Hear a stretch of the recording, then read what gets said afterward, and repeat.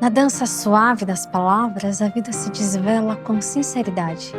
Ao falarmos, confessamos quem somos, nossa origem, nossa identidade. Os idiomas são testemunhas da ligação que compartilhamos com um povo, uma terra, traduzindo em palavras os fundamentos da cultura a qual pertencemos. A língua talvez seja a bússola que guia e revela nossa jornada.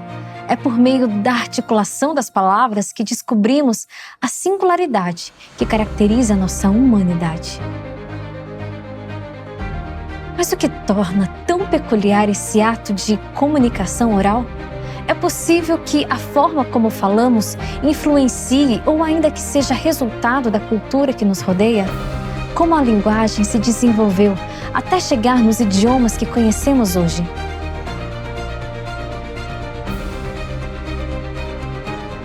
No episódio de hoje, vamos em busca de respostas para a origem de uma das coisas mais intrínsecas do ser humano, a linguagem.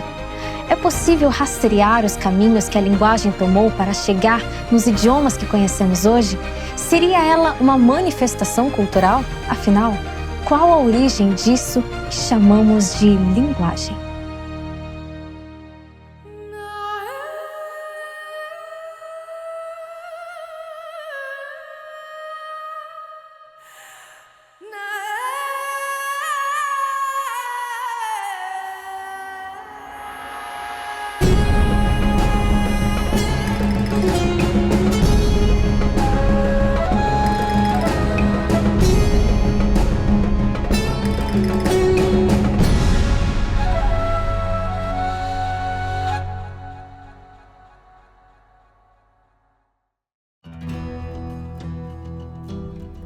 A variedade linguística é uma característica intrínseca à rica tapeçaria da humanidade. Em um mundo interconectado, onde as barreiras geográficas e culturais são frequentemente superadas, a diversidade linguística emerge como um tesouro cultural e uma evidência da jornada de desenvolvimento de cada nação. Uma das línguas mais curiosas do mundo se encontra logo ali na África, entre os povos San. Esse povo se destaca como algumas das culturas de caçadores-coletores mais antigas do planeta. Os San, historicamente, habitaram o sul africano, sendo tradicionalmente seminômades, movendo-se sazonalmente dentro de áreas específicas determinadas pela disponibilidade de recursos como água, animais de caça e plantas comestíveis. O idioma falado pelos San destaca-se com algumas variações entre os diferentes grupos, mas com um elemento curioso em comum: as consoantes clicadas. Quando a equipe do Origens visitou a África para gravar a temporada sobre animais, nossa antiga apresentadora, Ana Lopes, teve a oportunidade de conhecer esses sons diferentes usados no dia a dia. Todos os 3 idiomas têm esses cliques. Nem todos os grupos usam todos os 5. Alguns usam apenas 4 ou 3. O primeiro, esse com a barra, é um clique dental. Ele é feito com a língua pressionada contra os dentes da frente. E aquele que parece um sinal de hashtag é um clique palatal. A língua vai plana até o palato, assim.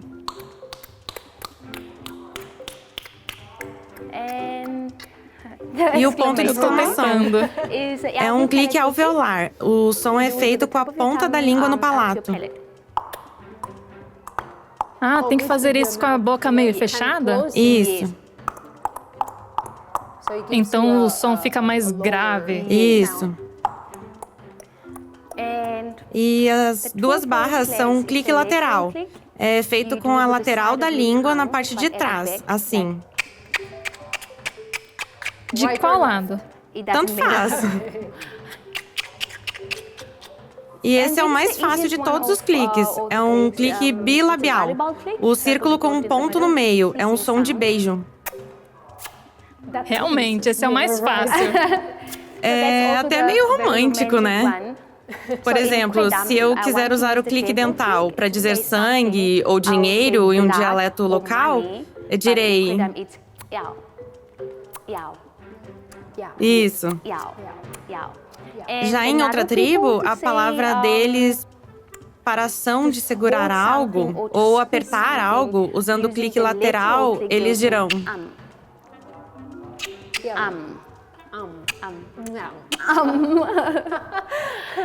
O clique palatal é usado por outra tribo para dizer dormir, assim.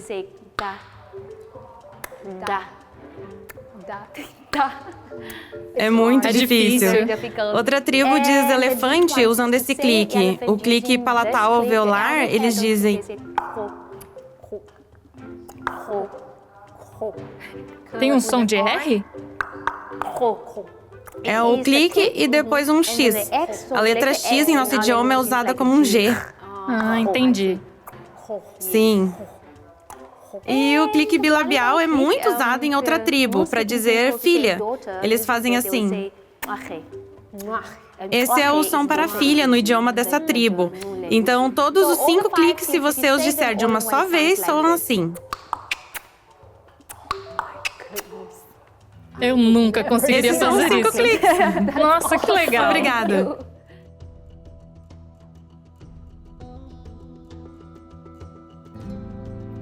É fascinante observar a extraordinária capacidade humana de criar sons, expressões e sistemas únicos de escrita.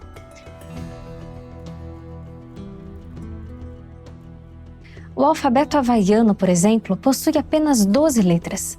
O chinês incorpora tons em que uma palavra pode assumir significados diversos conforme sua pronúncia.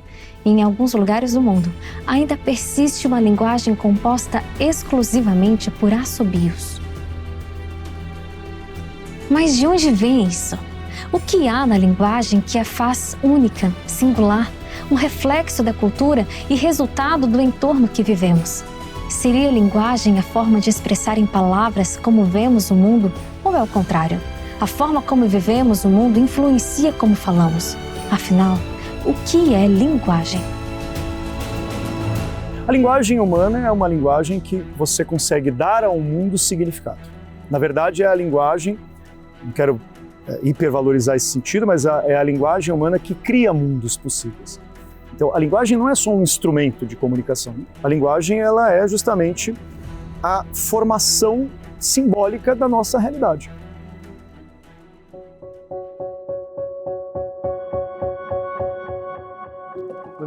O ser humano foi projetado para se comunicar. Somos seres que precisam de outros seres.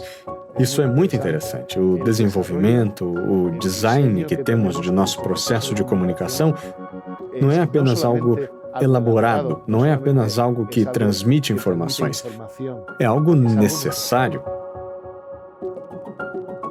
O ser humano foi formado para se comunicar. Quando uma criança aprende a falar, ela não aprende apenas vocabulário, mas aprende sobre o mundo, como vê-lo, analisá-lo, como compreender a vida.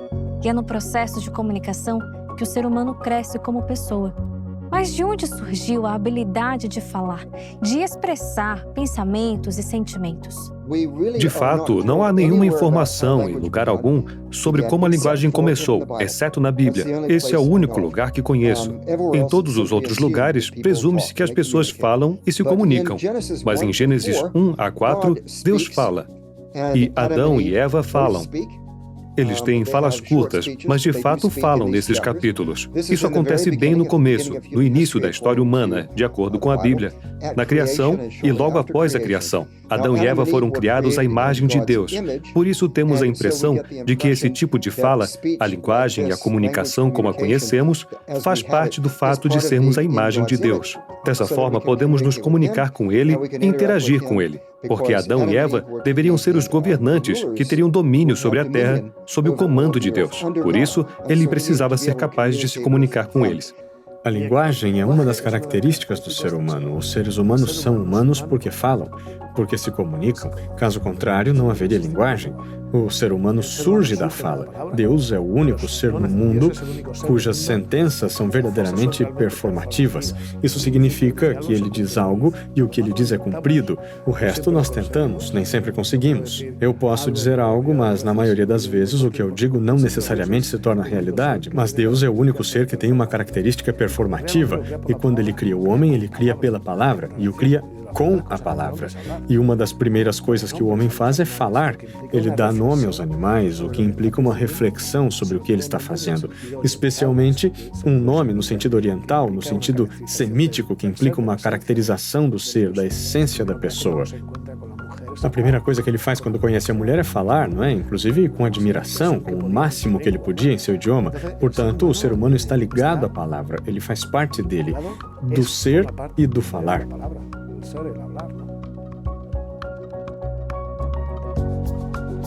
Mas de onde veio essa tapeçaria de sons? Será que o desenvolvimento dos idiomas ao longo do tempo pode ser rastreado? É possível ver ao longo da história como algumas línguas deram origem a outras línguas? E se isso é possível, qual instância da linguagem deve ser levada em consideração? A língua não é a escrita. A língua é a oralidade. A escrita ela é nada mais do que um espelho da linguagem. Ou seja, ela é uma forma de registrar uma coisa que foi dita, uma coisa que foi pensada. Então a escrita tem o mesmo valor de um gravador, tem o mesmo valor de um vídeo, tá certo? Porque ela está ali para registrar uma coisa, mas ela não é a linguagem. Então, esse é um dos princípios de Saussure, o inventor da linguística, né? Um dos princípios mais importantes da linguística é que é a prioridade da linguagem, a prioridade da oralidade. Então, qualquer linguista, qualquer estudioso da língua vai valorizar muito mais a língua falada do que a língua escrita. A língua escrita ela é somente um reflexo da língua falada, um espelho, uma consequência da língua falada. Então, a língua mesmo, a língua que os linguistas estudam, é a língua falada, é a língua oral. No caso da linguagem, podemos rastrear a microevolução das línguas dentro de seus principais grupos ou espécies, com desenvolvimentos e influências contínuas entre elas. É isso que fazem os linguistas históricos, e eu estudei com algum desses estudiosos quando fiz meu doutorado. Eram linguistas históricos dos idiomas indo-europeus, e é simplesmente incrível a maneira como eles conseguiam rastrear idiomas de um grupo, não de um grupo principal, mas dentro desse grupo de idiomas, de um idioma para outro, no mundo todo. A língua portuguesa, por exemplo, pertence a um ramo linguístico que é o do próprio indo-europeu.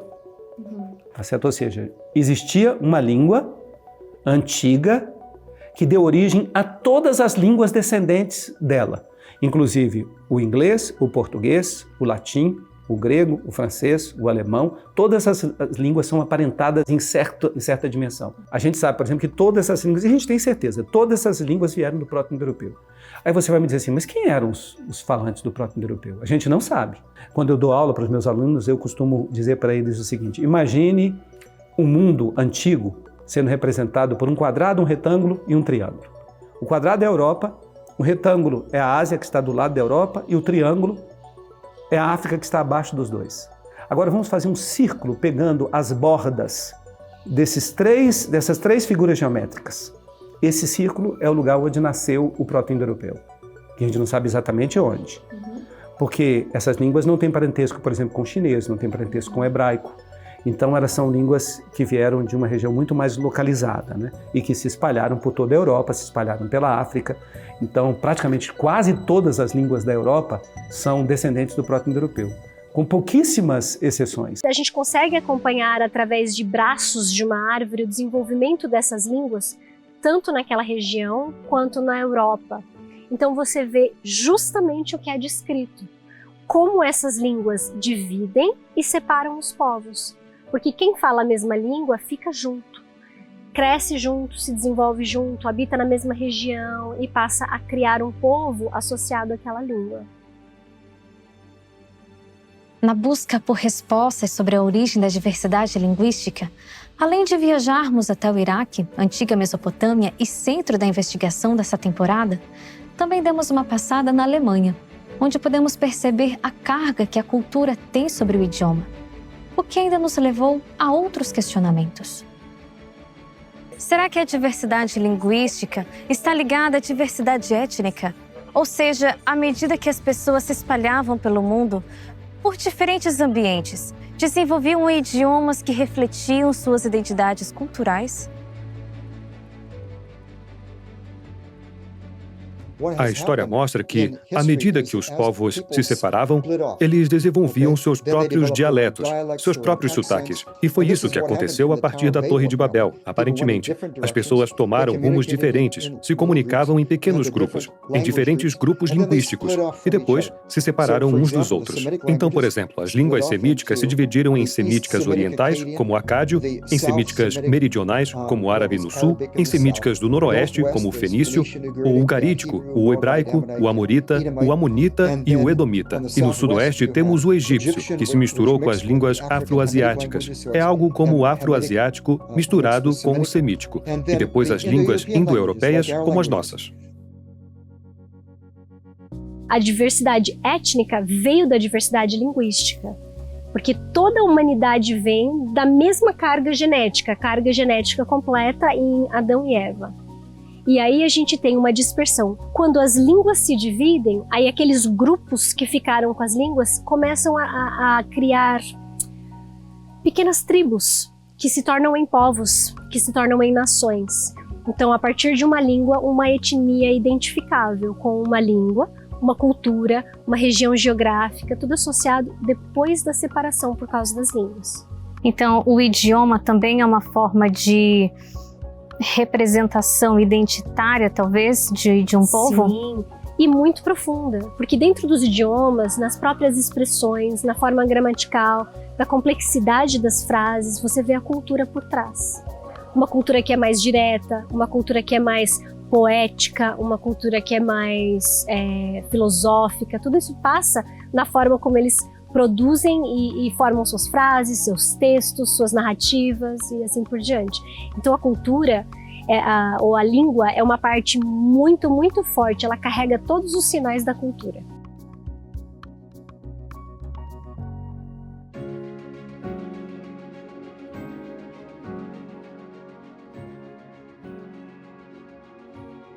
Já parou para pensar na quantidade de idiomas que temos no mundo? Na quantidade de expressões e de sons?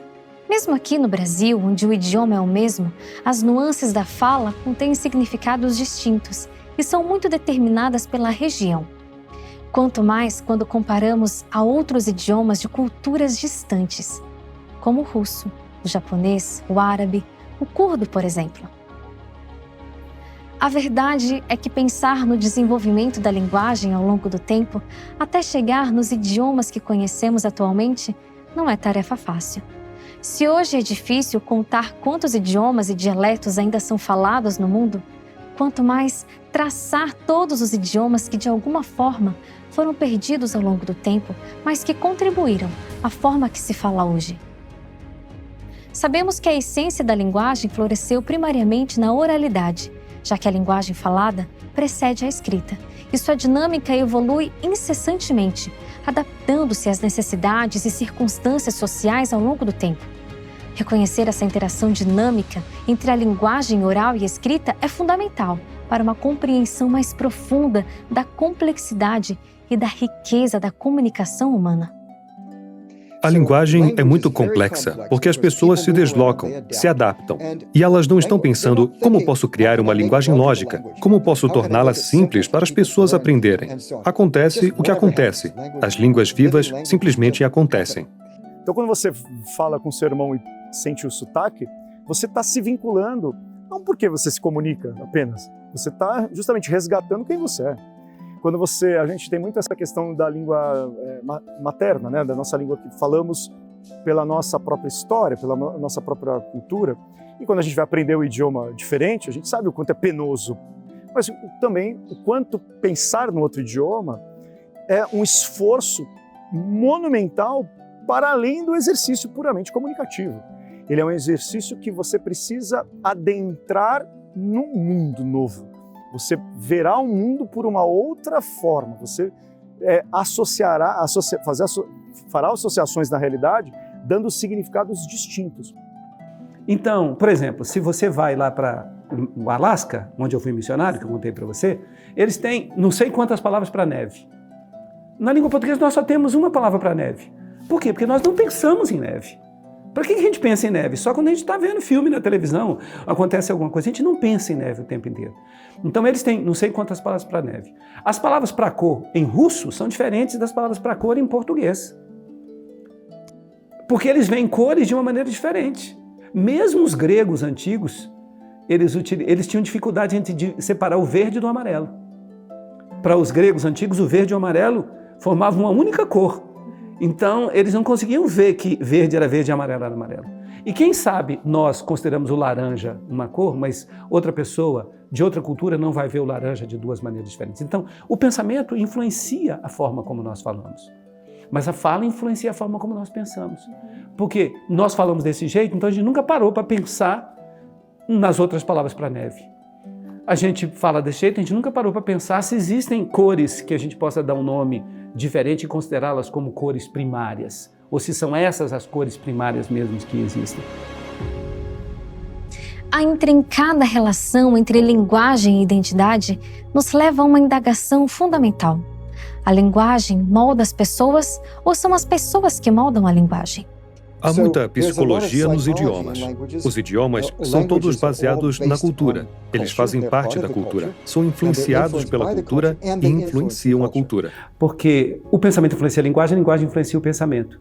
Então, não é porque uma pessoa pensa de um jeito que a língua vai sair desse jeito. Porque a gente também vai alterando a língua à medida que a gente vai se expressando. E não é porque eu penso desse jeito que eu, por exemplo, posso imaginar que uma estrutura sintática reflita a forma como eu penso. Porque eu posso pensar de um jeito e me expressar sintaticamente dessa maneira, e você pode pensar do mesmo jeito, mas se expressar sintaticamente de uma maneira diferente. É por isso que dois tradutores nunca fazem a mesma tradução. Apesar dessa ampla diversidade de sons, expressões e formas de comunicação, é notável como em todos os idiomas, as pessoas parecem buscar transmitir essencialmente a mesma mensagem. Queremos, através da linguagem, expressar a humanidade que compartilhamos, buscando uma conexão universal que transcende as barreiras linguísticas e reflete a essência comum que reside em cada um de nós.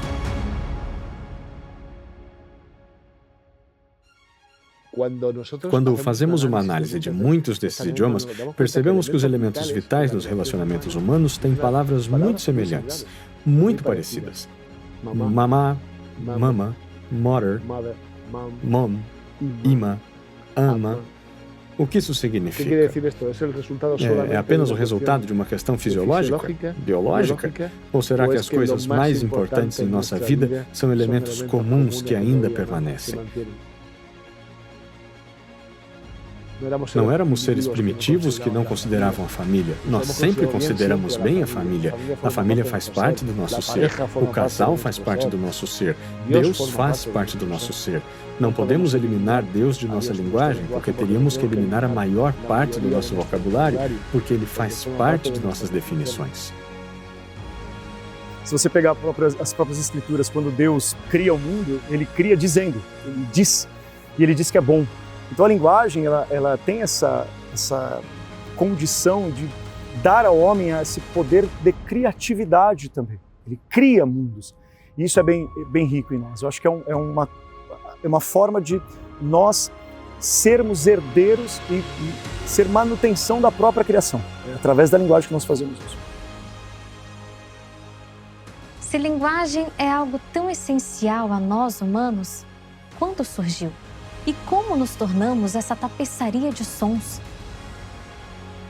Bom, isso já é conversa para o próximo episódio, onde vamos analisar a linguagem por meio de seu principal registro, a escrita.